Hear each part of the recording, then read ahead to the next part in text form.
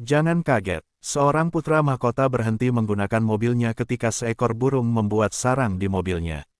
Bahkan dia membuatkan atap supaya si burung tidak kepanasan dan kehujanan. Dia adalah Sheikh Hamdan bin Mohammed, seorang putra mahkota Dubai, yang enggan menggunakan mobilnya ketika ada burung yang bersarang di sana. Tak main-main, mobil itu pun bukan mobil biasa. Itu termasuk mobil mewah dari Mercedes seri AMG G63. Harga mobil ini sekitar 5 miliar lebih. Dari sini kita tahu, selain baik, dia juga sangat-sangat kaya. Ikuti selalu Eddie Johnson untuk fakta menarik lainnya.